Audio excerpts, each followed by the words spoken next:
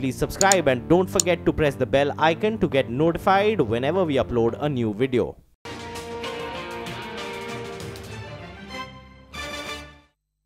The Parliament, after 5 long years of waiting, finally passed the amendments to the Prevention of Corruption Act.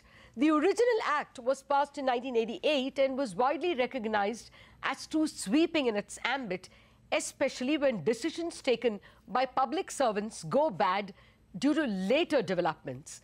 The new amendments give public servants 2 kinds of safeguards. One, the public servant or banker should have fraudulently misappropriated property or have assets vastly disproportionate to his known sources of income. And 2, any investigation of a public servant can only be done after taking permission from a competent authority. This latter rule is also to prevent summary arrests of, say, bankers, as was recently seen in the Bank of Maharashtra case. Further, the Act has also been amended to say that the taker and the giver of bribes are guilty, unless the giver reports within 7 days that he was forced to pay a bribe. But the key question we are asking today is the former.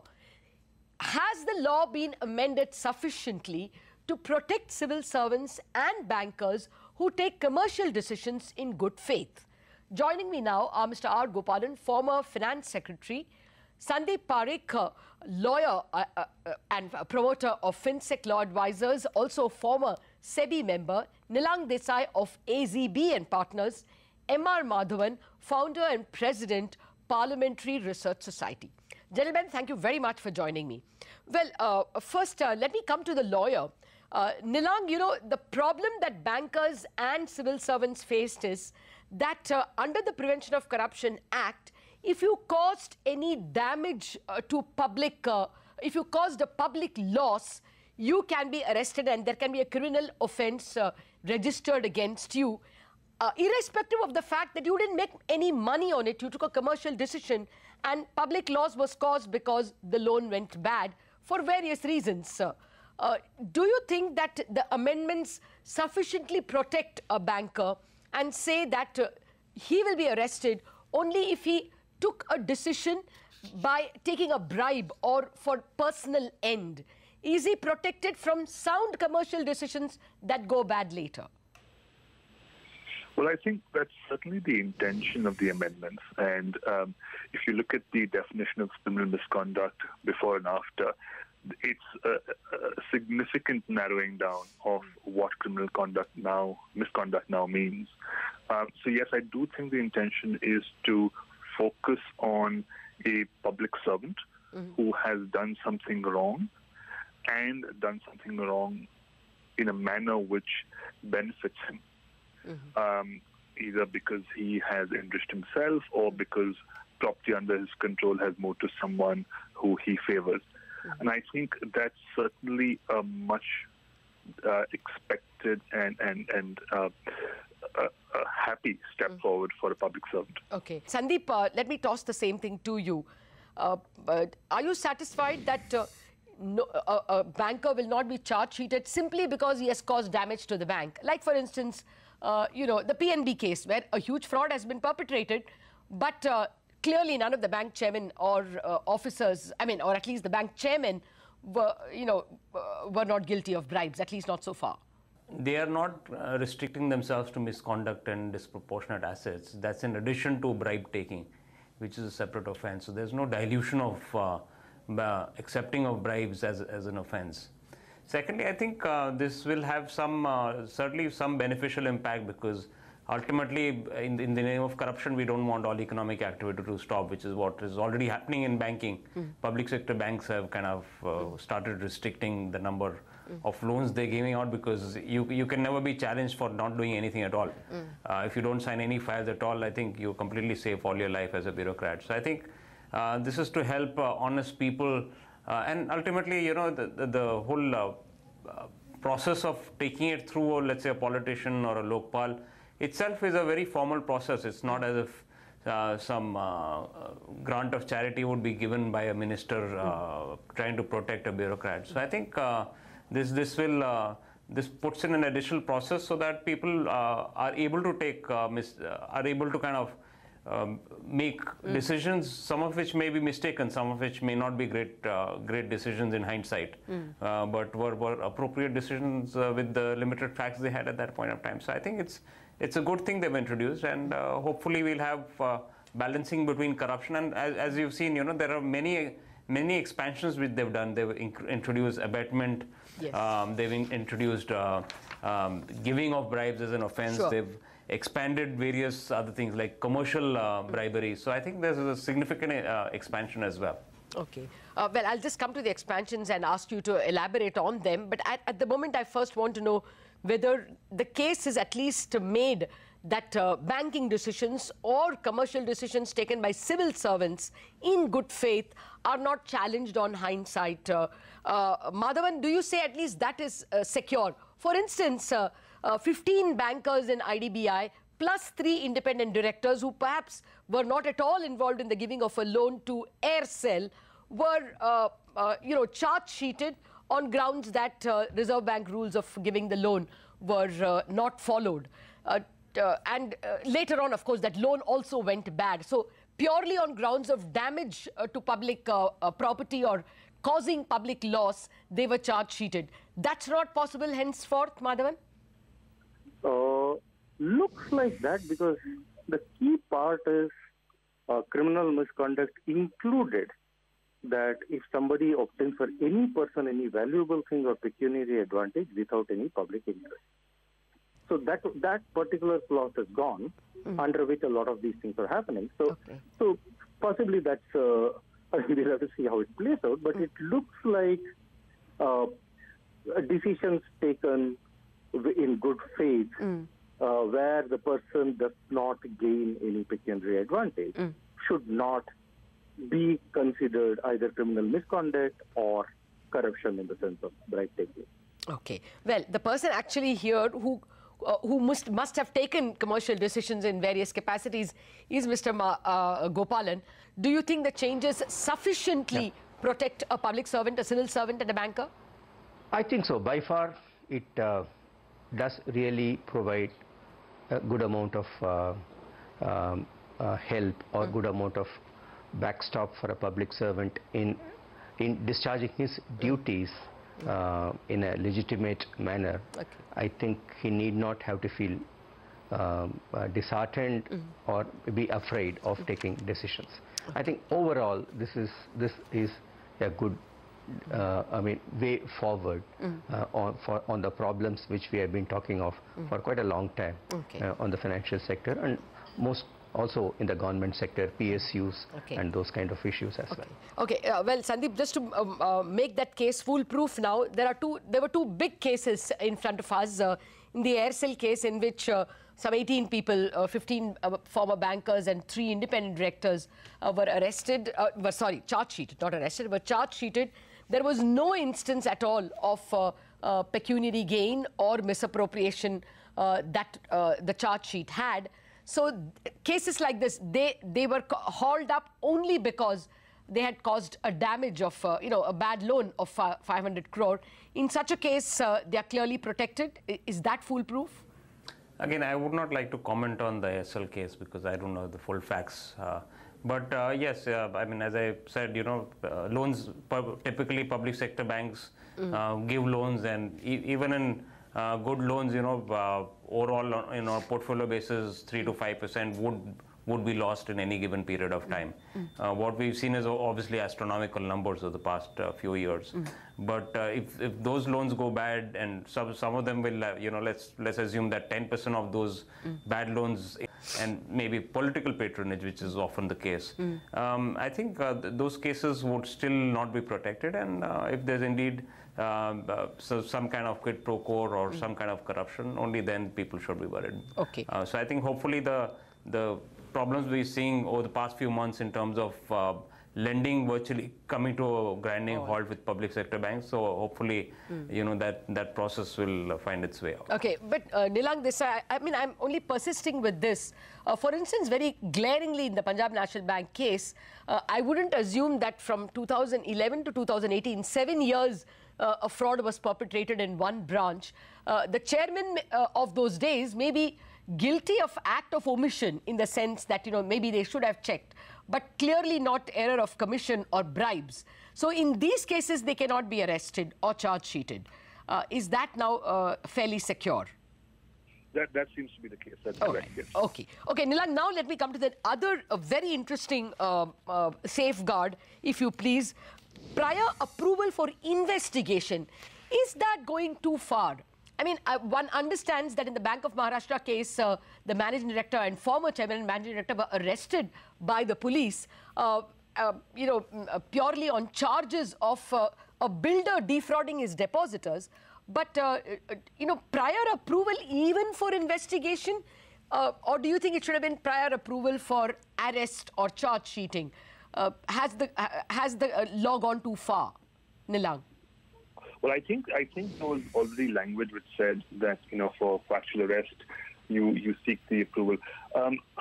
Honestly, I don't think it's gone too far, because it's not like the competent authority is going to be unreasonable or is going to be in a position where they're going to have the facts on hand, which clearly show that there's a problem, and still block the prosecution, because these guys will need to act reasonably. Otherwise, investigation can start against them as well.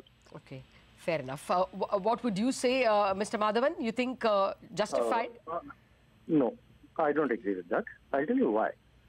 It says no police officer shall conduct any inquiry or investigation into any offense, okay, without prior sanction. Now, I can understand prior sanction for prosecution required to protect a public servant, and one good thing they have done in this is they have extended it to retired officers, because otherwise you might have taken an action, then you retire and you lose the protection. Okay. So they have kept that, which is a good thing, they have added that. But on what basis, without some sort of an inquiry or an investigation, on what basis is the competent authority going to give sanction or deny sanction? I mean, they need to have some evidence which they have to see to judge whether one should go forward or not. Is there a prima facie case for going forward or not? On what basis are they going to do if there's not even investigation? Okay. Well, that's we have a lawyer with us, Madhavan. We have a lawyer with us. Yes, go ahead. Let me add one point. Yeah. In the case where the 6A of the CBI Act was struck down, the Supreme Court actually has a full paragraph in the middle of the case where they have said if you have prior sanction for investigation, I mean, they've actually said that one should not have it.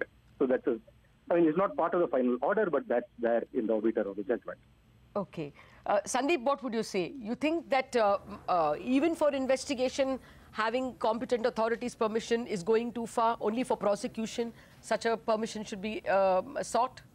So, Lata, that's a tough one, really. I think that's a call that the government has taken, and now the parliament has taken, in terms of do you want to kind of penalize hindsight mistakes versus, the argument which he just said that, why do you want to stop it at such an initial stage?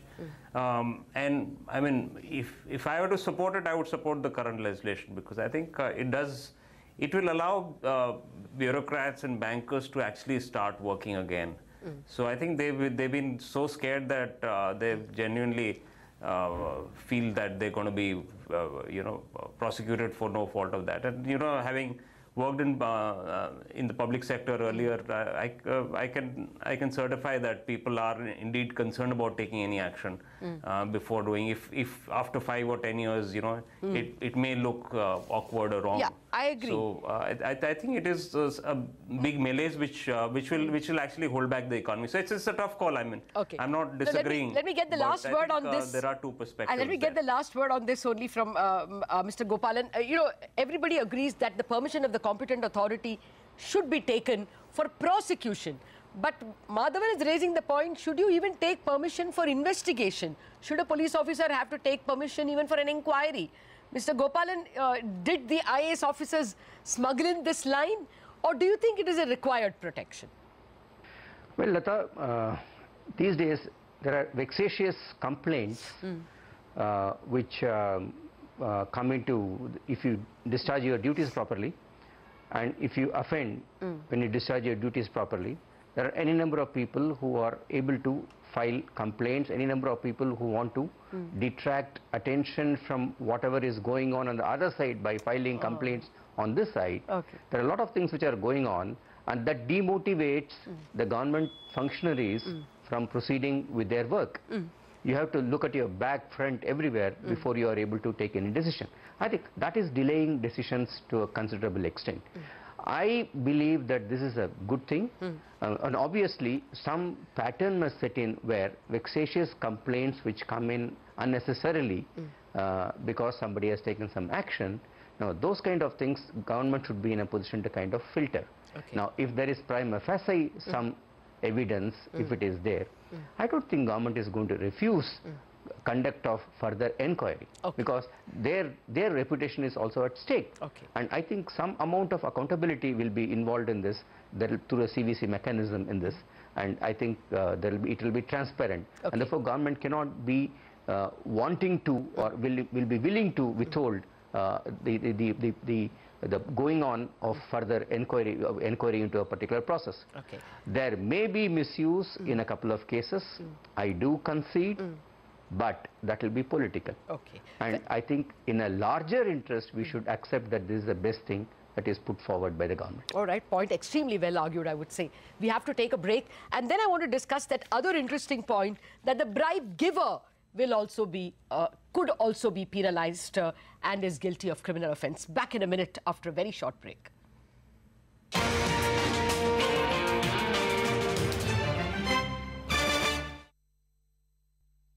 Welcome back. We are discussing the fine print of the amendments to the Prevention of Corruption Act. The amendments were just passed by the Lok Sabha earlier this week. They were passed by the Rajya Sabha much earlier in 2016. I've been speaking with former DEA Secretary R. Gopalan, Sandeep Parekh, lawyer and former SEBI member, Nilang Desai of AZB, and M.R. Madhavan, founder and president, Parliamentary Research Society. Well, the new law also says that giving of a bribe is equally a criminal offence, and only a person compelled to give a bribe cannot be arrested or cannot be proceeded against, but he has to prove that by filing a complaint that he was compelled to give a bribe within 7 days. Once again, Mr. Madhavan, is this workable at all? You know, often people are giving bribes probably at a railway station or probably to a policeman, you know, just forced because you can't be delayed beyond a point. You probably have to catch a flight. Do you think it can always be complaint registered? Yeah, so this is problematic to me in the sense they haven't distinguished between the two types of bribes. So there is a collusive bribe where you're giving the bribe to gain some benefit for yourself. And there is the other bribe which is called coercive bribe, where you are, I mean, it's your right to get something, but the government officer is not giving it and is forcing you to give a bribe. I mean, you're not happy giving the bribe, it's your right. Now there, they are saying you have to complain within 7 days. Is that really practical? I mean, I would doubt it. And I'll add one more interesting thing. They have deleted a particular section which said that if you were, earlier it was abetment, it was not a direct offense. But they have, earlier the original act before the amendment had a section which said that if during the trial, if you were providing evidence and in the evidence you said that you had given a bribe, then you can't be prosecuted for that. They have removed that. So it completely removes any incentive I have to testify against an officer who has taken a bribe from me. It has not complained within 7 days. Sandeep Parekh? How are you going to convict guys? How are you going to convict guys? Sandeep Parekh, your thoughts? Yes, I agree. I mean, majority, you know, vast bulk of majority of bribes that we see in India are not at, you know, very high levels. They are the ordinary bribes. Ordinary people pay for simple things like getting an electricity connection, you know, maybe violating a traffic signal. You know, those are the kind of things which are overwhelming in numbers.